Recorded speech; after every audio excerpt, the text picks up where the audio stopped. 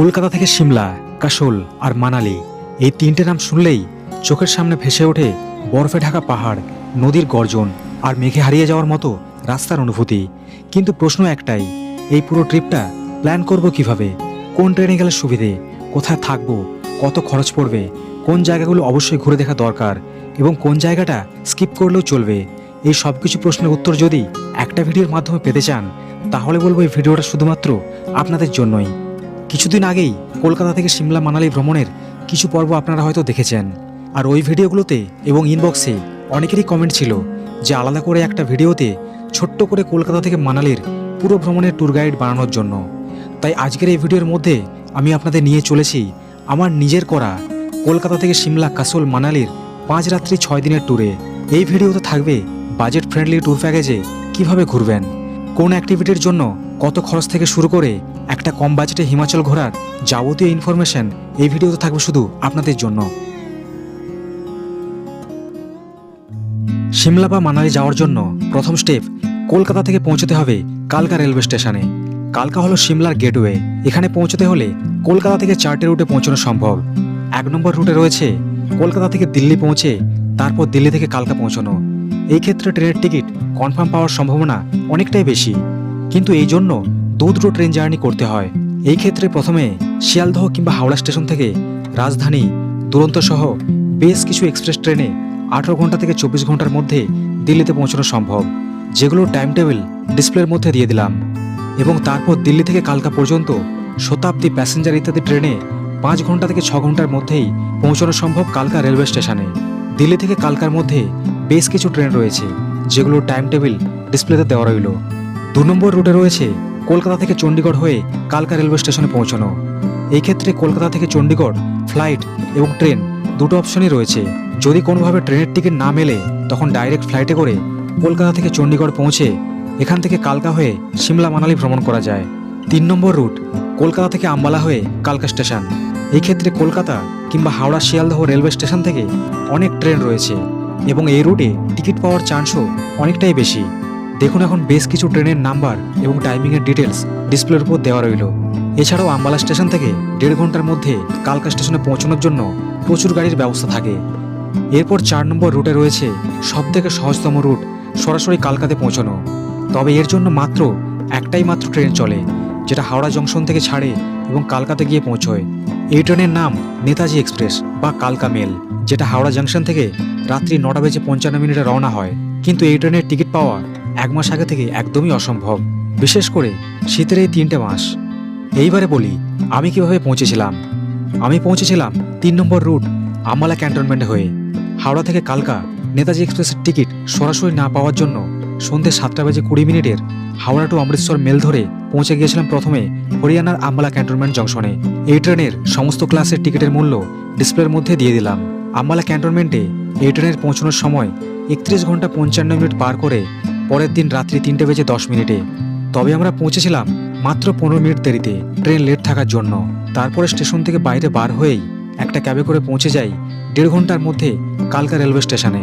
আমরা যেহেতু এই ট্রিপে ছিলাম টোটাল 4 জন, তাই আমাদের আলাদা করে পার হেড খরচ পড়েছিল ক্যাবের জন্য 500 টাকা জন প্রতি।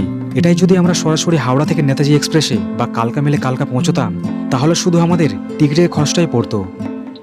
এইবার আসি কালকা স্টেশন থেকে প্রথম গন্তব্য সিমলাতে পৌঁছবেন কিভাবে। কালকা থেকে সিমলা পৌঁছানোর জন্য টাইম, বাজেট এবং এক্সপিরিয়েন্স এই 3টে জিনিসের উপর নির্ভর করছে যে আপনারা কোনটাকে বেছে নেবেন।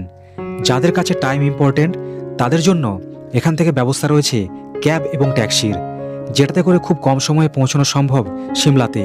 কিন্তু খরচটাও অনেকটাই বেশি, এটাও মাথায় রাখতে হবে, কারণ এই লং জার্নিতে আপনাদের গাড়ি রিজার্ভে নিতে হবে। বছরের বিভিন্ন সময় হিসাবে গাড়ির ভাড়া 3,000 টাকা থেকে 5,000 টাকা পর্যন্ত হয়ে থাকে এবং পৌঁছতে সময় লাগতে পারে 2.5 ঘন্টা থেকে 3.5 ঘন্টার মতো ট্রাফিক অনুযায়ী। কিন্তু আপনারা যদি গ্রুপে থাকেন কিংবা বয়স্ক মানুষ সঙ্গে থাকলে তাদের ক্ষেত্রে এটাই সবথেকে ভালো অপশান। দ্বিতীয়ত, বাজেট ফ্রেন্ডলি বাসের অপশান। কালকা থেকে সরাসরি সিমলা যাওয়ার জন্য বাস পাওয়া যায়, যেখানে শেয়ারিংয়ে খুব কম খরচে পৌঁছানো সম্ভব সিমলাতে। সবথেকে সস্তার মাধ্যম হিমাচল পরিবহনের সরকারি বাস। বাসের টিকিট প্রাইস নির্ভর করে বাসের টাইপ এবং অপারেটর হিসাবে। সাধারণত নন এসি বাসে 200 টাকা থেকে 400 টাকার মধ্যে ভাড়া নেওয়া হয় এবং এসি বা ভলভো বাসের ক্ষেত্রে 500 টাকা থেকে 1,500 টাকা পর্যন্ত নেওয়া হয়ে থাকে। এছাড়াও পৌঁছানোর সময়টা রাস্তার ট্রাফিকের উপর নির্ভর করছে। প্রায় 3.5 ঘন্টা থেকে 4.5 ঘন্টা পর্যন্ত সময় লাগতে পারে। এরপরে 3 নম্বর অপশন, যেটা সব থেকে বেস্ট এবং বাজেট ফ্রেন্ডলি, এটা হলো কালকা থেকে সিমলা ঐতিহাসিক টয় ট্রেনের জার্নি, যেটা সব থেকে জনপ্রিয় এবং আইকনিক অপশন। কিন্তু টিকিট কাটবেন কিভাবে এবং কতদিন আগেই বা টিকিট কাটবেন, এক এক করে সব বলি তাহলে। এই টয় ট্রেনের জার্নির এক্সপিরিয়েন্স সব থেকে দুর্দান্ত, বিশেষ করে যারা ট্যুরিস্ট তাদের জন্য। তাই টিকিট পাওয়া নিয়ে অনেক সমস্যায় পড়তে হয় প্রায় সারা বছর। কলকাতা থেকে সিমলা মানালি ভ্রমণের জন্য টিকিট কাটার বেস্ট ডেট যেই দিন জার্নি করবেন তার 1 মাস আগে টিকিট কেটে নেওয়া। যেই তারিখে টিকিট বুক করছেন জার্নি শুরু করার আগে, সেই তারিখে চেক করে নেবেন টয় ট্রেনের টিকিট খালি আছে কিনা। যদি খালি থাকে তাহলে তৎক্ষণাৎ কেটে নেওয়া সব থেকে ভালো। যদি হাওড়া থেকে নেতাজি এক্সপ্রেস ধরে কালকা আসেন কিংবা আমার মতো অমৃতসর মেল ধরে আমলা হয়ে পৌঁছন কালকা স্টেশনে, তাহলে বলবো সকালের ট্রেনটাই বেছে নেওয়া সব থেকে ভালো। কারণ এই ট্রেনগুলোতে করে একটু লেটে পৌঁছলেও কালকাতে আপনাদের হাতে সময় থেকে যাবে বেশ কিছুক্ষণ। তা না হলে আপনাদের ট্রেন লেট করলে পরবর্তী টয় ট্রেন ধরতে অসুবিধে হতে পারে। এইবার বলি টিকিট কোন জায়গা থেকে কাটবেন টয় ট্রেনের। ইন্ডিয়ান রেলওয়ের যে কোনো অ্যাপ থেকে কাটতে পারবেন, তবে সব থেকে ভালো রেলের অফিসিয়াল ওয়েবসাইট কিংবা অ্যাপ থেকে কাটা, কারণ ওখানে সব কিছু পারফেক্ট দেখায়। মোবাইলের অ্যাপ থেকে যদি বুকিং করেন তাহলে বুক টিকিটে ক্লিক করে স্টেশন ফর্মে লিখতে হবে কালকা বা স্টেশন কোড KLK এবং 2তে লিখতে হবে সিমলা বা স্টেশন কোড SML। এটা লিখে সার্চ করলেই দেখতে পাবেন 6টা থেকে 7টা টয় ট্রেন শো করবে। রাত্রি 3:30 থেকে দুপুর 12:30 পর্যন্ত যতগুলো ট্রেন আছে প্রত্যেকটার নাম্বার এবং টাইম টেবিল দেখুন ডিসপ্লের উপরে আমি দিয়ে দিচ্ছি। আমি কেটেছিলাম সকাল 6:20 কালকা সিমলা এক্সপ্রেস টয় ট্রেনের টিকিট। যেহেতু অন্যান্য ক্লাসে টিকিট ফুল হয়ে গিয়েছিল, তাই সেকেন্ড সিটিং টিকিট কেটে রওনা হয়েছিলাম সিমলার উদ্দেশ্যে। এই ট্রেনে সেকেন্ড সিটিং টিকিটের প্রাইস মাত্র 65 টাকা এবং অন্যান্য ক্লাসগুলোতে যেমন VSA 130 টাকা, CCতে 265 টাকা এবং FCতে 300 টাকা। পথে রয়েছে অসংখ্য একটার পর একটা পাহাড়ি টানেল এবং রয়েছে 11টা পাহাড়ি স্টেশন যেখানে এই ট্রেন দাঁড়ায়। তাছাড়া এই সুন্দর জার্নিতে বেশ কিছু স্টেশনে খাবার কিনে খাবার ব্যবস্থাও রয়েছে। জানুয়ারি, ফেব্রুয়ারি, মার্চ, এপ্রিল পর্যন্ত এই পুরো ট্রেন জার্নিতে চারপাশের পাহাড়ে এবং ট্রেন লাইনে সাদা বরফের চাদর জমে থাকতে দেখা যায় এবং বাকি সারা বছরে সবুজ রঙের সমাহার। এই ট্রেনের সিমলাতে পৌঁছানোর সময় সকাল 11:30। এই সিমলা রেলওয়ে স্টেশনে পৌঁছেই শুরু হবে আমাদের সিমলা মানালির জন্য আসল ভ্রমণ। এখান থেকে বিভিন্নভাবে ঘোরা যায়। শেয়ারিংয়ে করতে চাইলে অপশন রয়েছে, কিন্তু তাতে টেনশন বেশি, কারণ সিজনের সময় একটা ভালো হোটেল খুঁজে পাওয়া, শেয়ারিংয়ে বাস খুঁজে পাওয়া, খাওয়া দাওয়া, সাইট সিনের জন্য বাজেটের মধ্যে একটা গাড়ি পাওয়া খুবই মুশকিল। আবার যদি প্রথমবার যান কিংবা কোথায় কোথায় ঘুরবেন এগুলো সঠিকভাবে না জানা থাকে তাহলে বিপদের সীমা থাকে না। তবে সব থেকে ভালো অপশন একটা বিশ্বস্ত এজেন্সির প্যাকেজের মাধ্যমে ঘুরে নেওয়া। তাতে একটা কম বাজেটের মধ্যে ভালো হোটেলে থাকা, খাওয়া, একটা ভালো গাড়িতে করে সমস্ত জায়গা ঘোরা এবং একটা প্রপার গাইড সহ ট্যুর করা সম্ভব হয়, সেটাও বিনা টেনশনে। আর যদি সঙ্গে বয়স্করা থাকে তাহলে চোখ বুঝিয়ে ট্যুর প্যাকেজের দিকে এগোনোই সব থেকে বুদ্ধিমানের কাজ। যাই হোক, আজকের এই পুরো ভ্রমণটা একদম কম বাজেটে আজ আমরা ঘুরছি দ্য হেরিটেজ ট্রাভেলসের মাধ্যমে। বুকিং নাম্বার ডিসপ্লেতে এবং ডিসক্রিপশনে দিয়ে দিলাম। স্টেশনে পৌঁছানোর কিছুক্ষণ আগেই আমাদের গাড়ি এসে হাজির হয়েছিল স্টেশনের গাড়ি পার্কিংয়ের এক্সিটের বাইরে। এখান থেকে আমরা আমাদের প্যাকেজের গাড়ি করে চলে গেলাম সিমলা ম্যাল রোডের নিচে বাস স্ট্যান্ডের একদম পাশেই কয়েকটা ধাপ সিঁড়ি। নিচে নেমে গেলে রয়েছে সুন্দর একটা লোকেশনে হোটেল রাজদূত। হোটেলের এন্ট্রেন্সটা দুর্দান্ত এবং তার থেকেও সুন্দর রুমের কন্ডিশনগুলো। রুমে চেক ইনের জন্য আমাদের প্রয়োজন হয়েছিল শুধুমাত্র আধার কার্ড এবং ফোন নাম্বার। তবে আপনারা পারলে ভোটার আইডি কিংবা ড্রাইভিং লাইসেন্স যদি থাকে তাহলে অবশ্যই সঙ্গে নিতে ভুলবেন না। এই হোটেলের মধ্যে রয়েছে লাঞ্চ, ব্রেকফাস্ট এবং ডিনারের ব্যবস্থা। ঝটপট করে ফ্রেশ হয়ে হোটেলের উপরের ফ্লোরে রেস্টুরেন্টে গিয়ে হাজির হলাম লাঞ্চের জন্য। এইবার সব থেকে গুরুত্বপূর্ণ ইনফরমেশন হলো সিমলা মানালির যে কোনো ট্যুর এজেন্সির ট্যুর প্যাকেজে দুপুরের খাওয়া দাওয়া প্যাকেজের মধ্যে ইনক্লুড থাকে না, শুধুমাত্র রাতের খাওয়া দাওয়া এবং ব্রেকফাস্ট ইনক্লুড থাকে। তাই দুপুরের খাওয়া দাওয়াটা নিজের মতোই আলাদা করে করতে হয়। এই ক্ষেত্রে প্যাকেজের বাজেটটাও অনেকটাই কম রাখা হয়। সিমলা থেকে কাসোল, কুল্লু, মানালি নিয়ে টোটাল 5 রাত্রি 6 দিনের প্যাকেজে 2 রাত্রি সিমলার হোটেলে স্টে থাকে। তার মধ্যে আজকে আমাদের প্রথম দিন। আজকের বিকেল থেকে রাত পর্যন্ত আপনারা চাইলে সিমলার লোকাল পায়ে হাঁটা সাইট সিনগুলো সেরে নিতে পারেন কিংবা রুমে রেস্ট করে পরের দিন সকাল থেকে সারাদিনের মধ্যেও ঘুরে নিতে পারেন।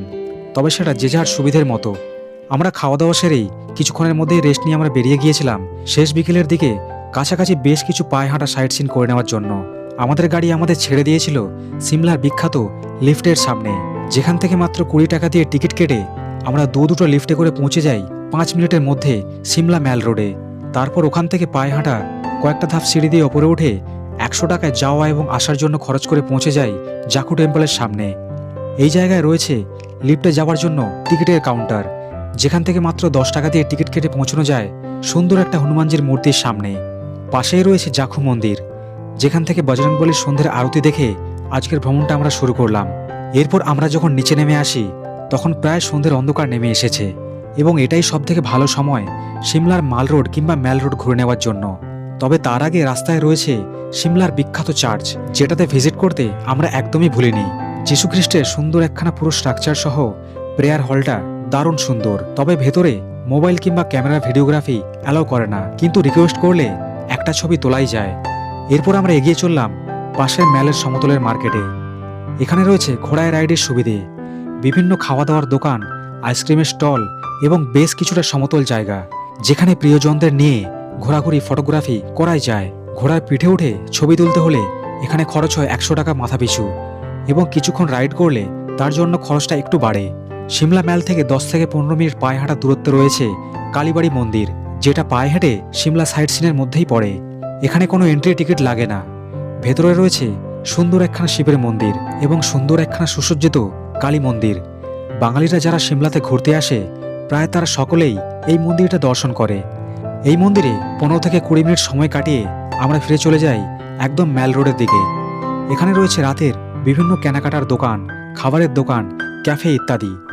অনেকেরই প্রশ্ন থাকে ম্যাল রোডে কম দামে জিনিস কোথায় কিনতে পাওয়া যায়। তাদের উদ্দেশ্যে বলি, এই ম্যাল রোড যেখানে শেষ হয়েছে লিফটে নামার রাস্তার আগেই ডান দিক দিয়ে একটা পায়ে হাঁটা রাস্তা নিচের দিকে নেমে গেছে। এই রাস্তার উভয় সাইডেই রয়েছে প্রচুর কেনাকাটার দোকান। তবে যেহেতু শীতের জায়গা, সেহেতু শীতের পোশাকটাই সব থেকে বেশি বিক্রি হয় এখানে। মাত্র 100 টাকা থেকে জিনিসের দাম এখানে শুরু হয় এবং কোয়ালিটিও বলবো বেশ ভালো। এইভাবে সারাটা সন্ধে ঘোরাফেরা করে আমরা 8টা নাগাদ পৌঁছে যাই আমাদের হোটেলে। তারপরে হাজির হয়ে যাই প্যাকেজের ডিনার টেবিলে। রাতে ভাত কিংবা রুটি এবং তার সাথে বিভিন্ন রকম সবজি, ডাল, চিকেন ইত্যাদি রয়েছে এই প্যাকেজের মধ্যে। এই খাওয়া দাওয়া সেরেই রাত ঘুম দিয়ে শেষ হলো আমাদের সিমলা মানালি ভ্রমণের প্রথম দিন। দ্বিতীয় দিনের সকালটা বেশ রোমাঞ্চকর। হোটেলের রুম থেকে দেখা মেলে বাইরের সদ্য জেগে ওঠা পাহাড়গুলো। সকাল 8টার আগে আমাদের বেরিয়ে যেতে হবে সিমলার সাইট সিনের উদ্দেশ্যে। তাই হোটেলের রেস্টুরেন্টে পৌঁছেই সকালের ব্রেকফাস্ট করে গাড়িতে গিয়ে হাজির হতে হবে। সকালের খাবারে রয়েছে বিভিন্ন অপশন। এখানে চাইলে পরোটা, লুচি, স্যান্ডউইচ, ব্রেড বাটার ইত্যাদি অপশন রয়েছে প্যাকেজের মধ্যে। এরপর গাড়ি ধরে একদম সোজা রওনা দিলাম সিমলার টপ পয়েন্ট কুফরির উদ্দেশ্যে। সিমলার সেন্টার থেকে এই কুফরির ডিস্টেন্স 16 থেকে 17 কিলোমিটার। কুফরি হচ্ছে সিমলার সেই জায়গা যেখানে সর্বপ্রথম স্নোফল শুরু হয়। তবে স্নোফল এবং বরফ দেখার জন্য সবথেকে ভালো সময় জানুয়ারির মিডিল থেকে পরপর 3টে মাস। সিমলা থেকে কুফরিতে পৌঁছতে 1 ঘন্টারও বেশি সময় লাগে এবং এই ফাঁকে ডান দিক এবং বাম দিকের দুর্দান্ত পাহাড়ি ভিউ পয়েন্ট থেকে দূরের পাহাড়ের বরফের চূড়া নজরে আসে এবং তারপর বেশ কিছুক্ষণ গাড়ি জার্নি করে সবুজ পাহাড়ি দেবদারু ফরেস্টের মধ্যে দিয়ে পৌঁছানো সম্ভব কুফরিতে। আর এই কুফরি মানেই হলো অ্যাডভেঞ্চার অ্যাক্টিভিটি ইত্যাদি। কিন্তু এখান থেকে স্ট্যান্ডের গাড়ি ছাড়া অন্য কোনো গাড়ি যেতে দেওয়া হয় না। এই ক্ষেত্রে গাড়ি স্ট্যান্ড থেকে একদম টপে যেতে হলে ঘোড়ায় চড়ে কিংবা এখানে স্ট্যান্ডের গাড়ি নিয়ে আলাদা করে প্যাকেজে যেতে হয়। চলুন তাহলে এখান থেকে কিছু প্যাকেজের খরচের ইনফরমেশন দেওয়া যাক। এখানে ঘোড়াতে করে যান কিংবা গাড়িতে করে, এখানে ওপরে রয়েছে বেশ কিছু দর্শনীয় জায়গা এবং তার সাথে কিছু অ্যাডভেঞ্চার অ্যাক্টিভিটি, যেগুলোর জন্য ঘোড়ার পিঠে যাওয়ার প্যাকেজ আলাদা হয় এবং গাড়ির প্যাকেজ আলাদা হয়। এখানের অ্যাডভেঞ্চার অ্যাক্টিভিটিতে রয়েছে single zip line, Burma bridge, ladder climbing, valley crossing, bridge jumping, balancing bridge, net climbing ইত্যাদির মতো বিভিন্ন অ্যাক্টিভিটি। ঘোড়ার পিঠে করে যাওয়া, কিছু সাইট সিন করা এবং ফিরে আসার খরচ 1000 টাকা জন প্রতি, এবং তার সাথে যদি 4টে অ্যাক্টিভিটি যোগ করা হয় তাহলে 500 টাকা করে খরচ যুক্ত হয়ে যায়, মানে 1500 টাকায় ঘোড়ার পিঠের প্যাকেজ। এবং এটাই যদি জিপসিতে করা হয় তাহলে সেক্ষেত্রে 1500 টাকা থেকে 2000 টাকা খরচ হয় খালি গাড়ির খরচ, এবং তার সাথে 4টি অ্যাক্টিভিটির জন্য 500 টাকা আলাদা করে। এছাড়া কিছু মানুষ আছে যারা পায়ে হেঁটে ঘুরে আসেন ওপর থেকে, এক্ষেত্রে কোনো খরচ লাগে না, কিন্তু সময়টা লাগে অনেকটাই বেশি। এখানে প্যাকেজের কোনো নিয়ম নেই, আপনারা চাইলে এমনি শুধু ঘুরেও আসতে পারেন। নিচেই রয়েছে পাহাড়ের কোলে আস্তাবল, যেখানে হাজার হাজার ঘোড়া দাঁড়িয়ে থাকতে দেখতে পাবেন। তবে যেহেতু আমরা গিয়েছিলাম ডিসেম্বরের শেষের দিকে, তাই বরফ না মেলায় পায়ে হেঁটে বেশ কিছুক্ষণ ঘোরাঘুরি করে ওখান থেকে বেরিয়ে আসি। তবে জানুয়ারি, ফেব্রুয়ারি, মার্চ, এপ্রিল এই মাসগুলোতে ভারী পরিমাণে বরফ থাকে, তাই ওই সময় আপনারা যদি সিমলা মানালি প্ল্যান করেন তাহলে বলবো অবশ্যই এই জায়গাগুলো ঘুরে দেখতে পারেন। এখানের সবথেকে ফেমাস জায়গা হলো মহাশু পিক, যেটা দেখা অবশ্যই প্রয়োজন যদি বরফের সিজনে ঘুরতে আসেন। এছাড়াও রয়েছে হিমালয়ন নেচার পার্ক, যেখানে রয়েছে হিমালয়ান হরিণ, ইয়াক, বিভিন্ন প্রজাতির পাখি ইত্যাদি। এরপর কুফরি থেকে ফেরার আগে ম্যাগি পয়েন্ট থেকে ম্যাগি, কফি, মোমো ইত্যাদি খেয়ে চলে আসুন 20 মিনিট ব্যাকে গ্রিন ভ্যালিতে। এখানে রয়েছে পাহাড়ি সবুজ দেবদারু গাছ এবং ঝাউ গাছের ফরেস্ট, যার জঙ্গল আশেপাশের বেশ কয়েকটা পাহাড়ের মধ্যে ছড়িয়ে রয়েছে। দূর থেকে দেখলে এই গ্রিন ভ্যালি তার নামের মতোই পুরো সবুজে মোড়া। এখানে রয়েছে লাইন ধরে বাইনোকুলার, যেখান থেকে মাত্র 100 টাকায় দূরের পাহাড়ের বেশ কিছু পয়েন্ট দেখতে পাবেন। বর্ষা এবং বসন্তের সময় যেমন এই গ্রিন ভ্যালি পুরো সবুজে মোড়া থাকে, তেমনি শীতের সময় বরফে একদমই উল্টো, চারিদিক সাদা। এই কুফরি এবং গ্রিন ভ্যালি ভালো করে ঘুরে দেখে আবার 16 কিলোমিটার অতিক্রম করে যখন সিমলার হোটেলে এসে পৌঁছবেন তখন প্রায় বিকেল হয়ে আসবে। এইবার চাইলে সিমলার মাল রোডটা আরেকবার ঘুরে আসতে পারেন সন্ধ্যের সময়, কিংবা হোটেলে আরাম করে রাতের খাওয়া দাওয়া সেরে পরের দিন সকালে চেক আউটের জন্য রাতেই জামা, ব্যাগপত্র ইত্যাদি গুছিয়ে নিয়ে সিমলার দ্বিতীয় দিনের চেষ্টা করতে পারবেন। পরদিন সকালে ঘুম থেকে উঠে আগের দিনের মতোই সেম বিভিন্ন প্রকার মেনুতে ব্রেকফাস্ট করে 8টা থেকে 9টার মধ্যে বেরিয়ে পড়তে হবে সিমলা ছেড়ে তৃতীয় দিনে কাশলের উদ্দেশ্যে। আজ প্রায় সারাটা দিন গাড়ি জার্নি করতে হবে এবং রাস্তায় রয়েছে প্রচুর সাইট সিন, যেগুলো দেখতে দেখতে সারাটা দিন প্রায় শেষ হয়ে যাবে। এমনিতে সিমলা থেকে কাশল যাওয়ার সরাসরি শেয়ারিং বাসের অপশন নেই বললেই চলে, যেহেতু এটা একটা অফবিটের মধ্যে পড়ে। তাই প্যাকেজের এক আলাদা রকম সুন্দর মুহূর্ত কাটাতে চলেছি আমরা তৃতীয় দিনের এই ট্রিপে। কাশল জায়গাটা মানালি থেকে 3 ঘন্টা আগে ডান দিকে পাহাড়ি রাস্তায় পড়ে এবং সিমলা থেকে প্রায় 6 ঘন্টা দূরে। এই রুটে সিমলা ছেড়ে 1 ঘন্টার মাথায় সিমলার বর্ডার গেট পার করে ন্যাশনাল হাইওয়ে 205-এর রাস্তাটা দুর্ধর্ষ অভিজ্ঞতা অর্জন করায়। এই রাস্তার প্রত্যেকটা টার্নিং, বাড়িঘর, পাহাড়ের প্রকৃতি কিছুটা লাদাখের ফিল করায়। যাওয়ার পথে বেশ কিছু ছোট ছোট ধাবা পড়বে, যেখানে দাঁড়িয়ে পাহাড়ের নতুন নতুন খাবার এবং চায়ের স্বাদ নিতে পারবেন একদম নর্মাল প্রাইসে। বেশ অনেকক্ষণ চলার পর এই রোড আলসু নামক জায়গাতে গিয়ে চণ্ডীগড় মানালি ন্যাশনাল হাইওয়ে 21-এর সাথে যুক্ত হয় এবং এরপর থেকে দেখা মিলতে শুরু করে অজস্র পাহাড়ি টানেল, যার এক প্রান্ত দিয়ে প্রবেশ করে আরেক প্রান্তে গিয়ে যখন পৌঁছবেন নিমেষের মধ্যেই হাওয়া বদল এবং নতুন এক জগতে প্রবেশের অনুভূতি পাবেন। এই রোডের ধারে একটা খুব সুন্দর হোটেল রয়েছে, যেখানে আমরা খাওয়া দাওয়া করার জন্য 30 মিনিটের মতো দাঁড়িয়েছিলাম। হোটেল রাজা, নামের মধ্যেই একটা রাজকীয় ব্যাপার রয়েছে। এই জায়গায় সেম নামে 2টো হোটেল রয়েছে, একটা ভেজিটেরিয়ান এবং একটা নন ভেজ। তবে এখানে বাঙালি খাবার দাবার পাওয়া যায় না বললেই চলে। আমার খাওয়ার মতো ছিল চাইনিজের চিকেন চাউমিন। খাবারের গুণমান ভালো হলেও চাউমিনে বয়েল চিকেন, যেটা মুখের স্বাদ গিয়ে ঠিকঠাক তৃপ্তি না দিলেও স্বাস্থ্যের জন্য বেশ ভালোই। তবে এই হোটেলে খাবারের দাম মিডিয়াম থেকে বেশ হাই বাজেটেই রয়েছে। রাস্তাতে যাওয়াকালীন আপনারা আপনাদের মতো বাজেট হিসাবে ইচ্ছে মতো যেখানে খুশি খাওয়া দাওয়া করতে পারেন, সেটা গাড়ির ড্রাইভারকে আগে থেকে জানিয়ে দিলেই সেই রকম জায়গা দেখে দাঁড় করিয়ে দেবে। এরপরে বেশ কিছুক্ষণ জার্নি করে আমরা গিয়ে পৌঁছালাম এই রোডের পাশেই সুন্দরনগর লেকের সামনে, যেখানে পাহাড়ের কোলে সুন্দর একটা লেক রয়েছে। এই লেক কিছুটা কাশ্মীরের ডাল লেকের মতো ফিল দেয়, কারণ জলাধারের চারিদিকে রয়েছে সারিবদ্ধভাবে পাহাড়ের সারি। বেশ কিছুক্ষণ সময় কাটিয়ে এবার আমরা রওনা হয়ে গেলাম এখান থেকে একদম কাশলের উদ্দেশ্যে। রাস্তায় রয়েছে একটার পর একটা পাহাড়ি টানেল, যেগুলো এই চণ্ডীগড় থেকে মানালি হাইওয়ের সৌন্দর্য। কিছু টানেল রয়েছে ইংরেজ আমলের এবং কিছু টানেল রয়েছে এখনের জেনারেশনের। এই জার্নিতে রাস্তার বাম পাশ বরাবর দেখা মিলবে বেয়াস নদীর, যেটা মধ্য হিমাচলের বেয়াসকুণ্ড থেকে উৎপত্তি লাভ করে পাঞ্জাবের ওপর দিয়ে গিয়ে শতদ্রু নদীর সাথে গিয়ে মিশেছে। এছাড়া অল্প কিছু দূর এগোলেই এই নদীতে এসে মিশেছে কাশলের পার্বতী নদী।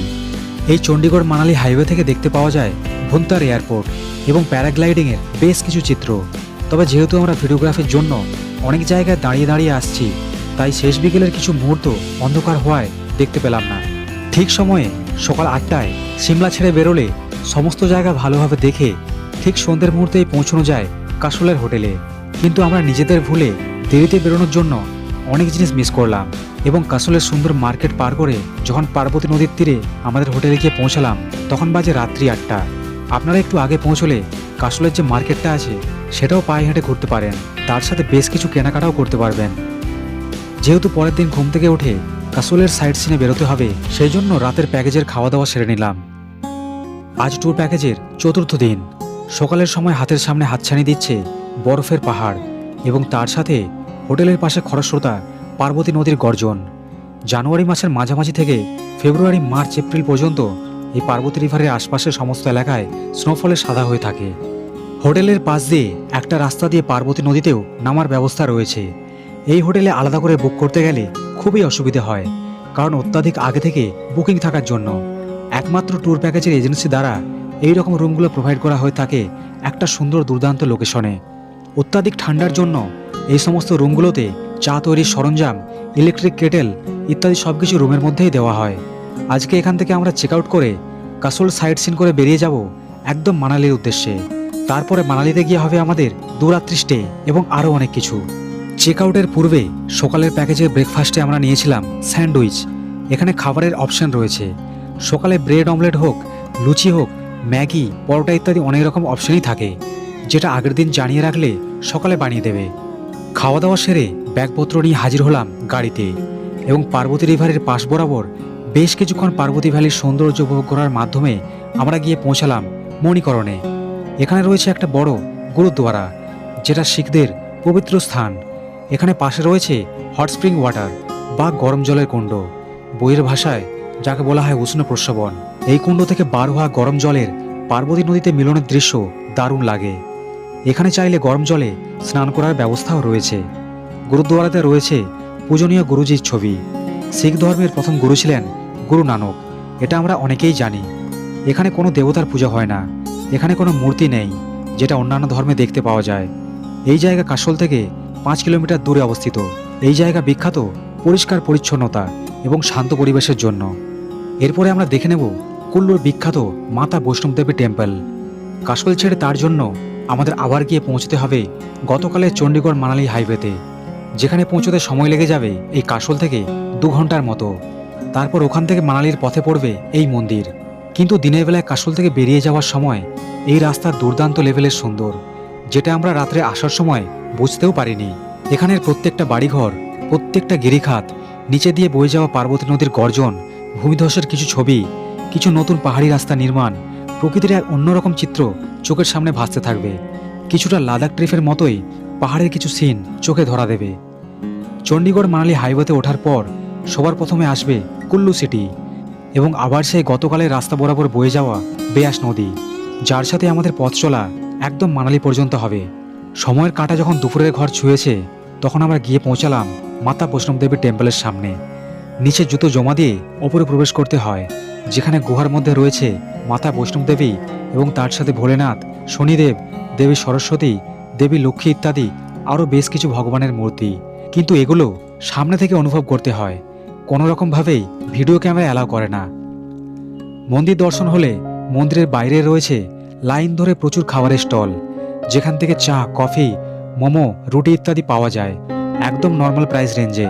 এবং এই জায়গা থেকেই পাশের নদীতে রিভার রাফটিংও তো দেখতে পাবেন। অল্প কিছুটা বাম দিকে এগোলেই এখানেই রয়েছে রিভার রাফটিংয়ের বেশ কিছু কাউন্টার, যেখানে রাইডিং কিংবা প্যারাগ্লাইডিং দুটোরই সুবিধা রয়েছে।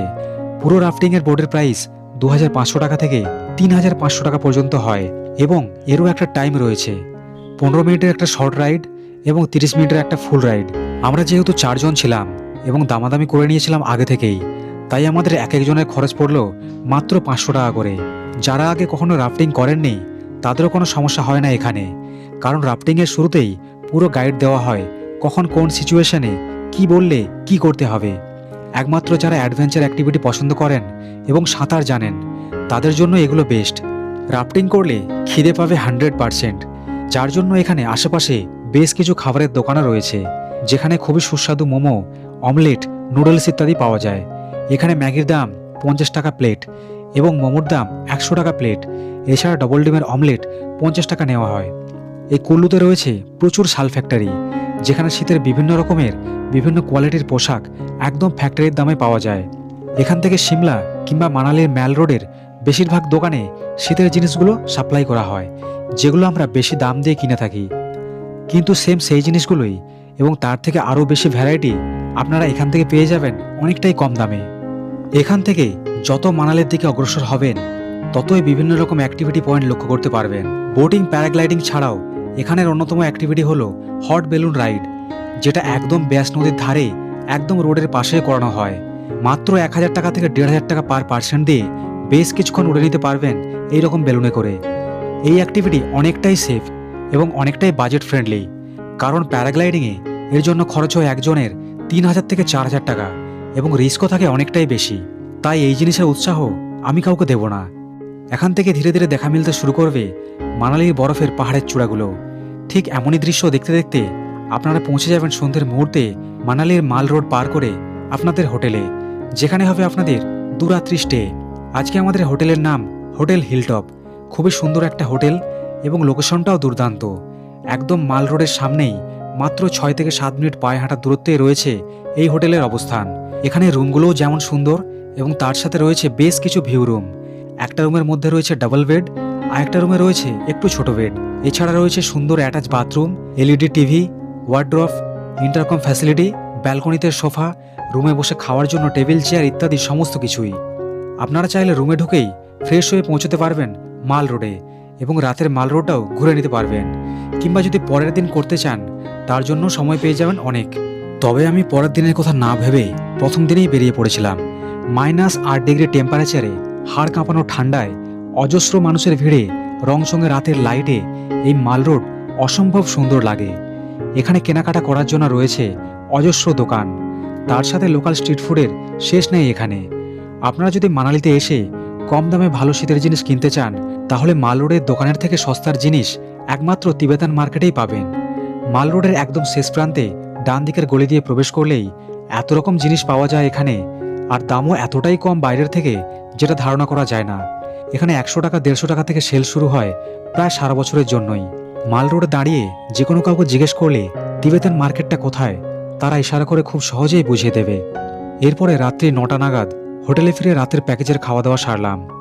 এখানে রাতে রয়েছে ননভেজ অপশনে চিকেন এবং রাতে ভাত কিংবা রুটির অপশন, তার সাথে ডাল, সালাড। কালকে শুরু হবে আমাদের সারাদিনের জন্য বরফের উদ্দেশ্যে জার্নি। কাজেই তাড়াতাড়ি খাওয়া দাওয়া সেরে শান্তিতে রাতের ঘুমটা নিয়ে প্যাকেজের 4 নম্বর দিনের সমাপ্তি করলাম। মানালির এই হোটেল থেকে সকালটা খুব সুন্দর। ঘুম থেকে উঠলে সকালের এই টাইম ল্যাপসের মুহূর্তটা পুরো দিনের আমেজটাই পাল্টে দেয়। সামনে রয়েছে গুরুদ্বারা এবং তার সাথে পুরো জায়গাটা পাহাড় দিয়ে বেষ্টন করা। জায়গাটা দিনের বেলায় এত সুন্দর হতে পারে সেটা রাত্রে বোঝাই যায় না। যেহেতু আমরা এখানে 2 দিন থাকবো, সেই জন্য ব্যাগপত্র গোছানো, চেক আউট এইসবের চিন্তা মাথা থেকে ঝেড়ে ফেলে সকালের সময়টা এনজয় করলাম 1 কাপ চায়ের সাথে। সাইট সিনে বেরোনোর আগে সকালের খাবারে রয়েছে আলুর পরোটা, দই এবং আচার। এছাড়াও লুচি, ম্যাগির মতো অনেক রকম অপশন রয়েছে এখানে। এছাড়াও এই হোটেলের মধ্যেই রয়েছে পার্কিংয়ের ফ্যাসিলিটি, কাজে গাড়ি ধরার জন্য অন্যত্র কোথাও যাওয়ার দরকার নেই। এখান থেকে বরফ দেখার জন্য আপনারা বিভিন্ন সাইটে যেতে পারেন। রোতাং, শিশু, কোকসার ইত্যাদির মতো জায়গাগুলো যদি বছরের অন্য সময় মানে শীতের আগে কিংবা শীতের পরে আসেন তাহলে ভিজিট করতে পারেন, কিন্তু জানুয়ারি, ফেব্রুয়ারি, মার্চে মানালি জুড়ে সমস্ত জায়গাতেই বরফ দেখতে পাওয়া যায়। আর এখনের সময় যদি বলি তাহলে 23শে জানুয়ারি থেকে অলরেডি স্নোফল শুরু হয়ে গেছে পুরো মানালি জুড়ে। তবুও ভালো পরিমাণে বরফ দেখতে চাইলে যদি বরফের মধ্যে হাঁটতে চান তাহলে চলে যেতে হবে সোলাং ভ্যালির দিকে। এইবার বলি বরফে অ্যাক্টিভিটি করার জন্য কি কি পোশাক নিয়ে যাওয়া দরকার। অবশ্যই একটা পাতলা গরম পোশাক জামা কাপড়ের ভেতরে পরে অবশ্যই আসা দরকার এবং তার উপর একটা মোটা সোয়েটার। পায়ে থাকা দরকার অবশ্যই একটা উলের মোটা মোজা। এছাড়া যেগুলো প্রয়োজন সেগুলো বাড়ি থেকে নিয়ে যাওয়ার প্রয়োজন নেই। এই রাস্তায় যাওয়াকালীন বেশ কিছু কাউন্টার রয়েছে যেখান থেকে বরফের অ্যাক্টিভিটি করার জন্য বিভিন্ন রকম জ্যাকেট, গামবুট ইত্যাদি পাওয়া যায়। এগুলো নেওয়া অবশ্যই দরকার যদি বরফে অ্যাক্টিভিটি করতে চান। এতে আপনাদের ড্রেস পোশাক নোংরাও হবে না এবং তার সাথে শীতের হাত থেকেও বাঁচা যাবে। এখানে গামবুট এবং অ্যাক্টিভিটি জ্যাকেটের পুরো সেট পাওয়া যায় মাত্র 250 টাকায়। আপনারা চাইলে আলাদা করে শুধু গামবুটটাও নিতে পারেন, সেক্ষেত্রে খরচ পড়বে 150 টাকা। এই জিনিসগুলো ফিরে আসার সময় ঠিক এই কাউন্টারগুলোতেই জমা দিতে হবে যেখান থেকে আপনারা নিয়ে যাবেন। এর জন্য গাড়ির ড্রাইভার আগে থেকে সব কিছুই আপনাদের জানিয়ে দেবে কোন জায়গা থেকে কোন জিনিসটা নিলে সুবিধা হবে এবং আপনাদের কম বাজেট পড়বে। এখান থেকে আজকে অনেকগুলো জায়গায় সাইট সিন রয়েছে। প্রথমে গাড়ি নিয়ে গিয়ে নামাবে সোলাং ভ্যালির সামনে। এখান থেকে পাহাড়ের ওপরে যাওয়ার জন্য এই রকম এটিভি বাইক রয়েছে, যেগুলোতে করে দুজন একসাথে ওপরে যাওয়া যায়। কিন্তু এর জন্য খরচ রয়েছে জনপ্রতি 1500 টাকা করে। এই টাকার মধ্যে রয়েছে ওপরে নিয়ে যাওয়া এবং নিচে নিয়ে আসা। এই পাহাড়ের ওপরে রয়েছে অঞ্জনী মহাদেব, যেখানে ঠিক অমরনাথের মতো শীতের সময় বরফ জমে গিয়ে শিবলিঙ্গের আকার ধারণ করে, যেটা শীতের সময় পর্যটকদের জন্য মূল আকর্ষণ। তাছাড়া এখানে শীতের সময় স্নোফলের বরফ জমতে শুরু হলে বিভিন্ন প্রকার অ্যাক্টিভিটি শুরু হয়, যেমনটা এখনের সময় জানুয়ারি মাস থেকে শুরু হয়ে গেছে অলরেডি। আমরা যখন ডিসেম্বরের শেষে গিয়েছিলাম তখন বরফের শিবলিঙ্গ হালকা হালকা করে জমতে শুরু করেছে, কিন্তু এখনের জানুয়ারি মাসে সম্পূর্ণরূপে দর্শনের জন্য পূর্ণ রয়েছে। এখান থেকে এইবার সুন্দর সুন্দর পাহাড়ের চূড়ায় জমে থাকা বরফ দেখতে দেখতে পরের গন্তব্য অটল টানেল, যেটা সমুদ্রপৃষ্ঠ থেকে 10,000 ফুট উচ্চতায় রোতাং পাহাড়ের নিচে দিয়ে 9 কিলোমিটার লম্বা বিস্তৃত। এই অটল টানেল কানেক্ট করছে মানালির সাথে লাহুল স্পিতি ভ্যালিকে। অনেক বাঙালি আছে এই অটল টানেলকে অতল টানেল বলে। আসলে এই টানেল নির্মাণ হয়েছিল ভারতের প্রাক্তন প্রধানমন্ত্রী অটল বিহারী বাজপেয়ীর নামে, তাই এই টানেলের নাম অটল টানেল। এই টানেল পার করে যখন ওই প্রান্তে গিয়ে পৌঁছবেন তখন নজরে আসবে মানালির আসল সৌন্দর্য। চারিদিকে পাহাড়ে জমে থাকতে দেখা যায় স্নোফলের বরফ। এখান থেকে বাম দিকে চলে গেছে শিশু যাওয়ার রাস্তা এবং ডান দিকে কোকসার। একটা জিনিস তো বলাই হয়নি, এই কোকসার কিংবা শিশু যাওয়ার জন্য গাড়ির পারমিট সহ ছোট্ট একটা চার্জ লাগে, তবে সেটা পুরো গাড়ির, পার হেড নয়। কমপক্ষে 4 জন থাকলে এই খরচ খুব একটা বেশি গায়ে লাগে না। এখান থেকে আপনারা দেখতে পাবেন ডান পাশে রাস্তা বরাবর বরফগোলা জলের চিনাব নদীকে। তার সাথে বেশ কিছু ছোট ছোট ঝর্ণা রয়েছে, যেগুলো নিচে নামতে গিয়ে বরফে জমে পরিণত হয়েছে। তার সাথে নদীর পাড়ে এক প্রান্ত থেকে অপর প্রান্তে জিপ লাইনের অ্যাক্টিভিটি ইত্যাদি। কিছু জায়গাতে নদীর জল জমে বরফে পরিণত হতেও দেখতে পাবেন। কোকসারে পৌঁছে একটা জিনিস ফলো করবেন অবশ্যই, এখানে বিএসএনএল ছাড়া কোনো সিমের নেটওয়ার্ক নেই, তাই গাড়ির নাম্বার এবং গাড়ির একটা ছবি তুলে রাখবেন অবশ্যই, যেটা আপনাদের ফিরে আসার সময় অবশ্যই কাজে আসবে। কারণ এখান থেকে হাজার হাজার গাড়ির লাইন জমে যায় কয়েক ঘন্টার মধ্যেই। এই গাড়ির নাম্বার এবং গাড়ির ছবি আপনাদের গাড়ি চিনতে সুবিধে করবে যদি ড্রাইভারকে ফোন না লাগে। এখানে পৌঁছে দেখবেন বেশ কিছু দোকান রয়েছে, যেখানে বরফের অ্যাক্টিভিটি করার জন্য জুতো কিংবা জ্যাকেট পাওয়া যায়, কিন্তু এখানে দাম তুলনামূলক অনেকটাই বেশি। তাই নিচে থেকে যেখান থেকে আমি দেখিয়েছিলাম সেখান থেকে নিয়ে আসা সব থেকে বেটার। এখানে বরফের ওপর প্রান্তে যাওয়ার জন্য এখান থেকে রয়েছে এটিভি বাইক, যেগুলোতে যাওয়ার জন্য পার হেড 1,500 টাকা চার্জ করা হয়। এই টাকায় রয়েছে আসা এবং যাওয়া। যদি বরফ নিচে মেলে তাহলে উপরে যাওয়ার কোনো প্রশ্নই আসে না, কিন্তু যদি শীতের ঠিক আগের মুহূর্তে কিংবা শীতের পরে যদি আসেন তাহলে বলবো এই এটিভি বাইক সব থেকে বেটার। কারণ এই রাস্তা এঁকে বেঁকে অনেক দূর পর্যন্ত চলে গেছে, যেখানে পায়ে হেঁটে যাওয়া একদমই অসম্ভব। ওপরে গিয়ে অ্যাক্টিভিটি করার জন্য অনেক সময় পাবেন। এখানে ঘোরার জন্য কোনো লিমিট নেই, যতক্ষণ খুশি অ্যাক্টিভিটি করা যায়। আবার যে কোনো এটিভি বাইকে করে নিচে আসা যায়, কিন্তু বাইকের কাটার টিকিট অবশ্যই সযত্নে রেখে দিতে হবে, কারণ ওটা হারালে নিচে নামার জন্য আলাদা করে চার্জ পে করতে হবে। এখানে খাবারের দাম অনেকটাই বেশি। 1 কাপ চায়ের দাম নেওয়া হয় 50 টাকা পর্যন্ত এবং ম্যাগির দাম নেওয়া হয়ে থাকে 80 টাকা থেকে 100 টাকা পর্যন্ত। এবং এই বাইকে করে যাওয়া কিংবা আসা দুটোর অভিজ্ঞতাই আপনাদের জীবনে স্মরণীয় হয়ে থাকবে, এটা কিন্তু গ্যারান্টি। নিচে পৌঁছলে এইবারে শুরু আরেক যুদ্ধ। ফেরার সময় দেখবেন হাজার হাজার গাড়ির লাইন পাহাড়ের ওপর রোড থেকে একদম নিচের রোড পর্যন্ত চলে গেছে। এই সিচুয়েশনে গাড়ি খোঁজা দূরে থাক, ড্রাইভারের ফোন লাগাও খুব মুশকিল হয়ে পড়ে। আর এই জন্যই আপনাদের আগে থেকে বলেছিলাম গাড়ির ছবি তুলে রাখা অবশ্যই প্রয়োজন।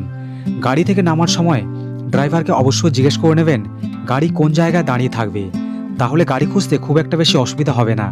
এখান থেকে ফেরার সময় দুপুর গড়িয়ে বিকেলের ঘর ছুঁয়ে যাবে, তাই চেষ্টা করবেন বিকেলের মধ্যে এই জায়গা ছেড়ে বেরিয়ে যাওয়ার। যদি আপনাদের শিশুতে ঘোরার প্ল্যান থাকে তবে এখান থেকে শিশু যাওয়ার জন্য আমাদের পৌঁছতে হয়েছিল অটল টানেলের সামনে, এবং এখান থেকেই কোকসারের বিপরীত সোজা রাস্তা ধরে এগোতে হবে, যেটা আসার সময় আমি আপনাদের বলেছিলাম। এখান থেকে বাম দিকের চেনাব নদী একদম সামনে রাস্তার পাশ বরাবর দেখতে পাবেন। এই চেনাব নদীর জলে কিন্তু স্পর্শ করা যায় না, এই জিনিসটা মাথায় রাখতে হবে অবশ্যই, তা না হলে ভারী রকম একটা জরিমানা হতে পারে।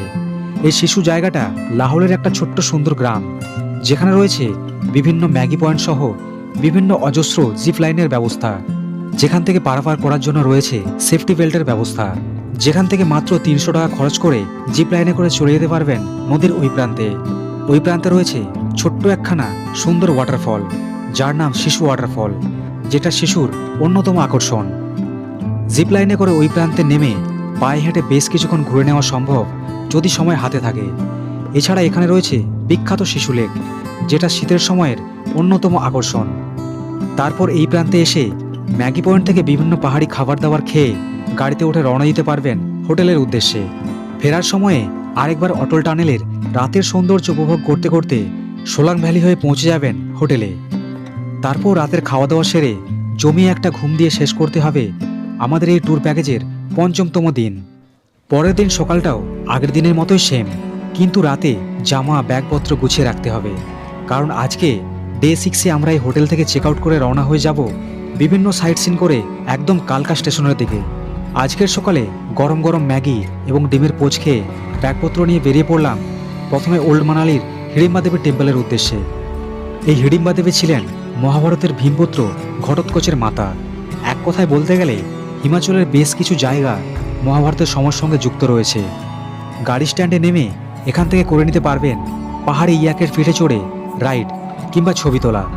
ছবি তুলতে এখানে খরচ হয় 50 টাকা একজনের, এবং রাইড করতে গেলে খরচ হয় 200 টাকা থেকে 250 টাকা।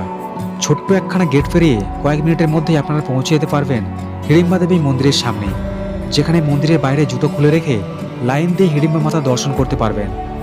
তার সাথে এরকম মনোরম পরিবেশে নিজেদের মতো করে সময় কাটানো, ভিডিওগ্রাফি এবং ফটোগ্রাফি করতে পারবেন। অল্প দূরে এগিয়ে রয়েছে ভীম এবং হিড়িম্বা দেবীর পুত্র ঘটোৎকচের মন্দির, এবং তার সাথে ছোট্ট একখানা কেনাকাটার মার্কেট। এছাড়া পাশেই রয়েছে পাহাড়ের কোলে সুন্দর একটা মেলা প্রাঙ্গণ, যেখানে সারা বছরই নাগরদোলা, বাচ্চাদের জন্য টয় ট্রেন চড়ার সুবিধে, আরও বেশ কিছু অ্যাক্টিভিটির সুযোগ রয়েছে। এরপর এখান থেকে চাইলে আপনারা বনবিহার, ক্লাব হাউস, বোধ মনাস্ট্রি ইত্যাদি বিভিন্ন জায়গায় ঘুরে নিতে পারবেন। তবে এগুলোর জন্য একটা এন্ট্রি টিকিট রয়েছে, আপনারা চাইলে ঘুরতেও পারেন কিংবা নাও ঘুরতে পারেন। এরপর মানালি থেকে চণ্ডীগড় হাইওয়ে ধরে 245 কিলোমিটার জার্নি করে আমাদের পৌঁছতে হবে কালকা রেলওয়ে স্টেশনে। আমরা ফেরার সময় রোড সাইডে একটা জায়গায় আপেল বাগানের ভেতরে প্রবেশ করেছিলাম, যেটাকে এখানে স্থানীয় মানুষেরা বলে জাপানি আপেলের গাছ। যদিও এটা আপেল না, এর অন্য একটা নাম রয়েছে, কিন্তু এই কিছুক্ষণের মুহূর্ত ফেরার সময় সেরা। তবে এখানে ভেতরে প্রবেশ করতে গেলে বাগানে মালিকের পারমিশন লাগে, যেটা সচরাচর পাওয়াই যায় না, তাই বাইরে থেকে বেশিরভাগ পর্যটককে দেখে নিতে হয়। এরপরে যা কিছু সাইট সিন রয়েছে সব কিছু গাড়ির ভেতরে বসেই দেখতে হয়। পথে যাওয়ার সময় অসংখ্য খাবারের দোকান এবং ছোট বড় ধাবা রয়েছে, যেখান থেকে একদম কম বাজেটে খাওয়া দাওয়া করা যায়। শেষ বিকেলে আমরা খাওয়া দাওয়া করে আর কোথাও দাঁড়াইনি, একদম কালকা স্টেশন পর্যন্ত। এই কালকা স্টেশনে ফিরে শেষ হলো আমাদের প্যাকেজ। ফেরার সময় যদি চণ্ডীগড় থেকে ট্রেন কিংবা ফ্লাইটের ব্যবস্থা থাকে, তাহলে চণ্ডীগড়েও ড্রপের ব্যবস্থা রয়েছে এই প্যাকেজেই। এর জন্য আলাদা করে কোনো চার্জ লাগে না। এইবারে বলি, এই জার্নিতে টোটাল খরচ কত হবে আপনাদের। হাওড়া স্টেশন থেকে যদি আগে থেকে সরাসরি কালকা স্টেশন পর্যন্ত ট্রেনের আসা যাওয়ার টিকিট কাটেন, তাহলে কম বাজেটে স্লিপারে 765 টাকা করে 1530 টাকায় কলকাতা থেকে কালকা যাওয়া আসার খরচ পড়বে একজনের, এবং তারপরে কালকা থেকে সিমলার টয় ট্রেনের খরচ মাত্র 65 টাকা। এইবারে প্যাকেজের খরচাটা আপনাদের বলি। প্যাকেজের খরচটা কতজন আসছেন তার উপর ডিপেন্ড করছে।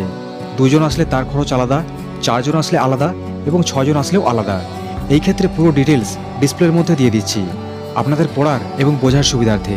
এছাড়া এই ট্রিপে আমার আলাদা খরচ হয়েছিল রিভার রাফটিংয়ের 500 টাকা, মানালিতে এটিভি বাইকে 1500 টাকা, এবং 6 দিনের লাঞ্চের খরচ এভারেজে 150 টাকা করে ধরলে 150 গুণা 6 মানে 900 টাকা থেকে 1000 টাকা খরচ হয়েছিল। এই প্রত্যেকটা খরচ এবং প্যাকেজ খরচ আপনারা কতজন যাবেন সেই হিসেবে পার হেড খরচগুলো মোবাইলের ক্যালকুলেটরে যোগ করে নিন। আমরা যেই প্যাকেজে যেই এজেন্সির মাধ্যমে ঘুরলাম তার বুকিং নাম্বার ডিসপ্লেতে দিয়ে দিলাম, এবং ডেসক্রিপশনের প্রথম দিকে দেওয়া থাকবে। আর তারই সাথে শেষ হলো আমাদের মানালি সিমলা ভ্রমণের 5 রাত্রি 6 দিনের ট্যুর গাইডের গল্প। এখান থেকে রাতের নেতাজি এক্সপ্রেস ধরে আমাকে ফিরতে হবে আমার বাড়ি। আপনারা সবাই ভালোভাবে ট্রিপ সম্পূর্ণ করুন এবং নিজেদের প্রতি দায়িত্বশীল থাকুন, সুস্থ থাকুন, এটাই কামনা করব। এর পরবর্তী পর্বে দেখা হচ্ছে আপনাদের সঙ্গে নতুন কোনো জায়গায় নতুন কোনো ট্রিপে। সবাইকে এই পর্বের মতো বিদায়।